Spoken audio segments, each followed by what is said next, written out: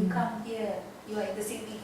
I am so honored and grateful to be here in Jakarta. Me too. Thank you, Vaughn. Hi everybody, this is Kim, my guru. I'm the follower. Okay, so today there is a seminar that we host you, decoding autism. But since yesterday, the day one, there is one topic that I would like to discuss with you because a lot of parents and also audience ask about it, because this is, I think, the first time they know the concept between sensory integration and also the sensory processing.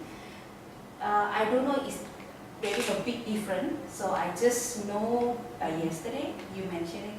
So maybe you would like to share a bit about what is the difference between sensory integration and also the sensory processing. Great.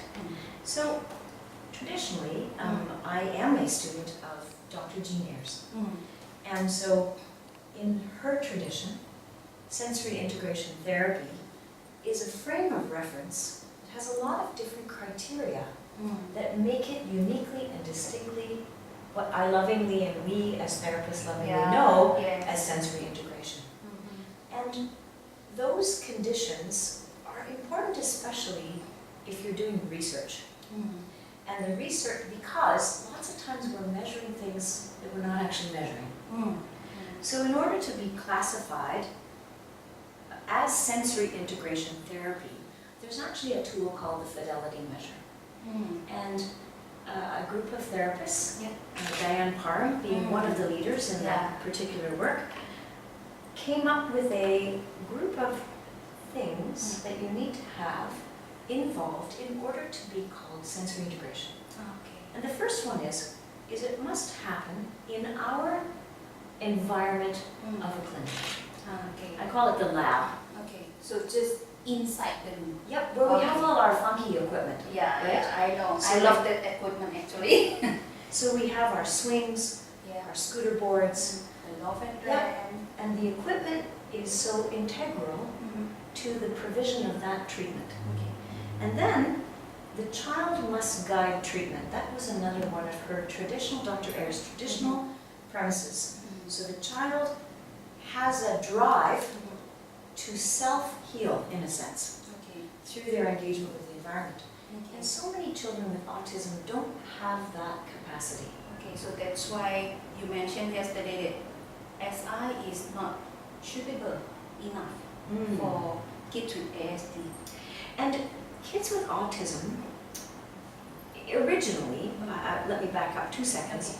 Originally, Dr. Ayres didn't design sensory integration for kids with autism. Okay, so the original theory not discussing about the autism. Right. It was for children with learning disabilities.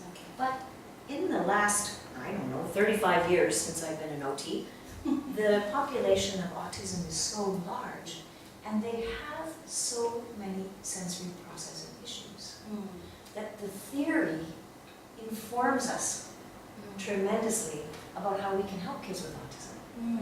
But what's limiting about SI, and that we want to expand, is if we call it a sensory processing intervention, it can extend beyond the classic traditional way into home, into school, into the grocery store, into the van. The principles of how do I change the environment, how do I help this child feel safe in their body, how do I connect them to the world around them, I need the senses to do that. So sensory processing intervention is a broader term that will keep us integral so that when we do measure, we actually know what we're measuring. Are we looking at the efficacy and evidence of SI, which doesn't always get the credit that it deserves because we aren't actually doing SI. Okay, so more dynamic, more flexible. Yes. And also I think parents can easily adopt into their daily life. Yes.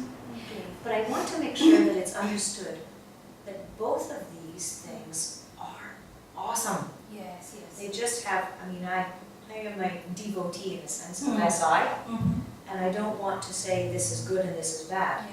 They're different.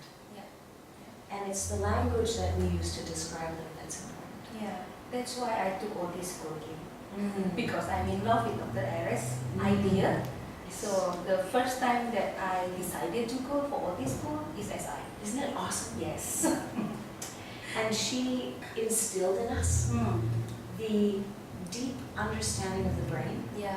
and how changeable it is. Yes. Thank you for sharing. Thank you. Yeah, you opening my mind and also all the audience that receiving this information. Great. Thank you. Thank you.